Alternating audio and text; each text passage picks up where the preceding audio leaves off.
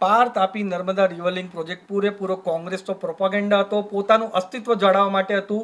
પણ આજે અમારી કેન્દ્ર સરકાર અને રાજ્ય સરકારે પાછું કીધું છે અને રિટર્નમાં પણ આપ્યું છે કે 2022 અને 23માં જ આ પ્રોજેક્ટ રદ થઈ ગયો હતો, ત્યારે પણ રિટર્નમાં આપ્યું છે અને 2025 આજની તારીખમાં પણ લેટર ઓફિશિયલી કેન્દ્ર સરકારની જલશક્તિ મંત્રાલયે આપ્યો છે કે આ પ્રોજેક્ટ ત્યારે જ 2022-23માં જ કેન્સલ કરી દીધો અને 2025માં પણ આ કેન્સલ જ છે, એ જાહેરનામું ઓફિશિયલી ડિક્લેર થઈ ગયું. એટલે આજે આ મુદ્દાનો અંત થઈ જાય છે. અને સાથે સાથે જે આ કોંગ્રેસના ધારાસભ્ય ડીપીઆર છે, ગૂગલ કરી લેવું ડીપીઆર છે, એ ડીપીઆરમાં પણ તમે જુઓ, જે ડીપીઆર વેબસાઇટ પર અવેલેબલ છે એ 28મી એપ્રિલ 2017નો ડીપીઆર છે, કોઈ પણ નવો ડીપીઆર નથી. એટલે જુઠ્ઠાણોનો પર્દાફાશ થયો છે. તમારા ચેનલના માધ્યમથી હું લોકોને કહેવા માંગુ છું કે આદિવાસી સમાજના લોકોના માટે હંમેશા ભારતીય જનતા પાર્ટી અને નરેન્દ્ર મોદી સાહેબ હાજર રહેશે.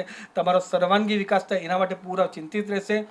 એની સાથે કોંગ્રેસના કોઈ પણ દુષ્પ્રચારમાં આવતા નહીં. અમે પાર તાપી નર્મદા રિવરલિંક પ્રોજેક્ટ કરવાના નથી. અને અમારા આદિવાસી સમાજના લોકોને લેખિતમાં જોતું હતું, એ લેખિતમાં પણ અમારી રાજ્ય સરકાર અને કેન્દ્ર સરકારે આપ્યું છે. જય આદિવાસી, જય જોહર, જય બિરસા મુંડા. લડેંગે જીતેંગે. અત્યારે અમને મીડિયાના મારફતે એવી માહિતી મળી છે કે કેબિનેટમાં એવી ચર્ચા થઈ છે કે પાર તાપી નર્મદા રિવરલિંક પ્રોજેક્ટ અમે પડતો મૂકવાના છે. પરંતુ અમને હવે આ ભાજપની સરકાર પર વિશ્વાસ નથી. આવતીકાલે કે 14મી ઓગસ્ટે અમારી જે રેલી છે એ યથાવત રહેશે. જો અમારી રેલીને ટૂંકાવી હોય તો મુખ્યમંત્રી આવીને અમને શ્વેતપત્રની વાત કરે અને અમારા જેઠાલાલ જે જૂઠી વાત કરતા હતા એ જેઠાલાલ પણ આવીને અમને માર્ગદર્શન આપે.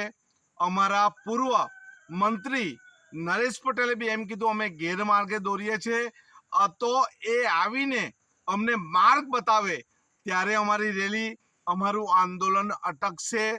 જો આદિવાસી સમાજને તમે મૂરખ બનાવવાની વાત કરતા હોય તો અમે મૂરખ બનવાના નથી. કાલે આર પારની લડાઈ અને શ્વેતપત્રની લડાઈ માટે અમે આંદોલન કરીશું અને અમે જુઠાલાલને પણ બોલાવીશું અને બોલાવીશું.